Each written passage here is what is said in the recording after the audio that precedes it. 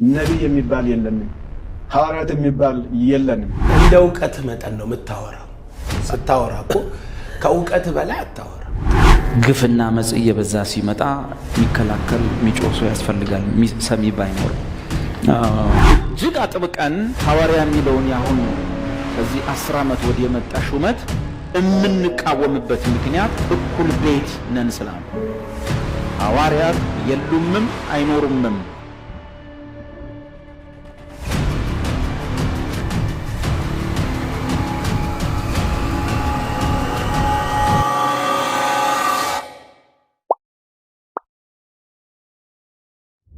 በአምስቱ ኦፊሶች ውስጥ ያሉት ሁለቱ ሐዋርያነትና ነብይነት አሁን ያለው በጸጋ ስጦታ ለአካሉ ለአጥቢያ ማነጫ የሚሆኑ የትንቢት ዘርፎች ሁለት አይነት ናቸው። ትንቢት የሚለውን ሲዲ አዳምጡ። ማለት ወንጌላውያን አብያተ ክርስቲያናት ውስጥ ነን ካላችሁ የነሱን ዓለም አቀፍ አስተምሮ ማወቅ ጥሩ ነው። የአምስቱ ኦፊሶች ውስጥ ያሉ ሐዋርያነትና ነብይነት ለአንድ ነገር የተሰጠ ነው። ዓላማ ነበረው። ዓላማውም ያን ጊዜ ክርስትና አዲስ ሃይማኖት ነው። ስለዚህ የአዲሱን ሃይማኖት መሰረት መጣል ነው የሐዋርያትና የነቢያቱ ስራ። በእነሱ መሰረት ላይ ሐዋርያትና ነቢያት በሰሩት መሰረት ላይ ነው የታነጽ ነው። ጳውሎስ እኛ መሰረት መስርተናል፣ ሌላው በዚያ ላይ ያነጽ። ማንም መሰረት እንዳይመሰረት ዛትሚስ ሐዋርያ የሚባል የለም። ሐዋርያነት ያገለገለው መሰረት ለመጣል። መሰረት መጣል ማለት አጥቢያ ቸርች መትከል አይደለም።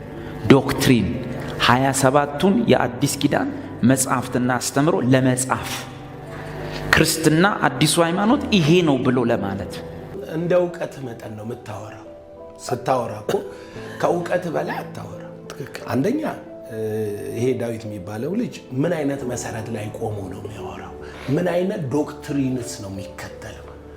ዳዊት እኮ የመንፈስ ቅዱስ እንቅስቃሴ ማያምን በቴዎሎጂ ስርዓት ውስጥ ከመንፈስ እንቅስቃሴ እምነት የሌላቸው በሐዋርያት ዘመን ታምርም ፈውስም ትንቢትም ሐዋርያ ጸጋም አልቋል ብሎ የሚያምን ሰው እኮ ነው።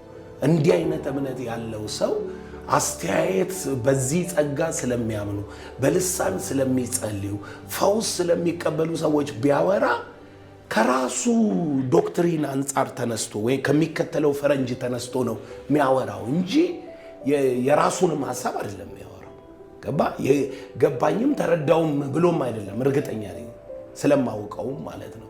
ትምህርቱንም ሐሳቡንም አውቀዋለሁ እንጂ አይደለም። ግፍና መጽ እየበዛ ሲመጣ ሚከላከል ሚጮሶ ያስፈልጋል ሰሚ ባይኖር። መስፈርቶች አሉ ሐዋርያ ለመባል። እሱ ተነስቶ ሐዋርያ ነኝ ሲጀምር ሐዋርያ የሚለውን ቃሉን ብቻ መውሰድ። ሐዋርያ አልከኝ እኔን ጥሩ ሐዋርያ ምን ማለት ነው? ከዛ ይጀምራል።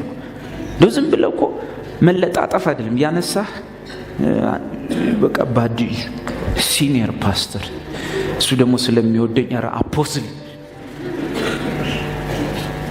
ጎረምሶች እያመጡ አፖስትል ምናምን ያሉ የሚሾሙትን የዚህን ሀገር ጎረምሳ ፓስተሮች ምታውቋቸው በማርያም ንገሩልኝ። ዳዊት እንዳለ ብላችሁ ንገራችሁ። እግዚአብሔር እንዳለ አልልም። አይነን ጨፈኛ እግዚአብሔር እንዲላል አለ። ከቃሉ ሐዋርያ አልከኝ። እሺ ሐዋርያ ምን ማለት ነው? ሐዋርያው ዳዊት ሐዋርያ ምን ማለት ነው? ከፍቹ እኮ መጀመር ዝም ብሎ ነው። ቆይ እኔ ዝም ብዬ አሁን እሱ ነው ኮሎኔል ብለው መመር ኮሎኔል ምን ማለት ነው ተብሎ ይተረኩ። ኮሎኔል ማለት የጦር ትምህርት ያለው ጦር የተማረ የተዋጋ የሚያዋጋ ደም ያፈሰሰ ደም ያፋሰስ ደም ለማፍሰስ የተዘጋጀ ማለት ነው። ስለዚህ ኮሎኔል ብለው ችግር የለውም፣ ግን ኮሎኔል መሆን አይችልም ነው እኮ ችግሩ። ሐዋርያ የለም ነብይ የለም ቤተ ክርስቲያን ውስጥ የሐዋርያነት ጸጋ የለም የነቢያት ጸጋ የለም አይሰጥም የሚል አንድ ትርክት አለ። ሐዋርያ የለም ነብይ የለም የሚል ትርክት አለ። መጽሐፍ ደግሞ ኢየሱስ ምርኮን ከማረከ በኋላ ለቤተ ክርስቲያን ከሰጣቸው ስጦታዎች መካከል ሐዋርያነትና የነቢያት አገልግሎት አንደኛው።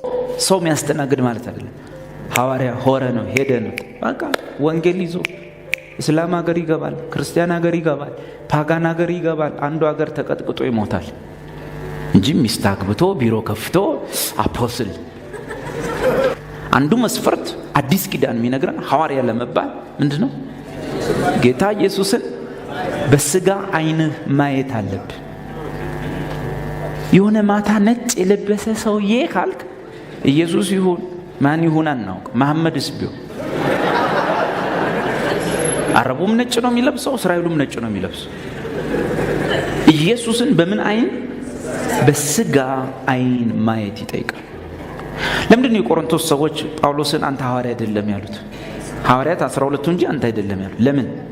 ኢየሱስን መች እንዲያየኸዋል? ጳውሎስ ምን አላቸው? እኔ ሐዋርያ አይደለሁምን?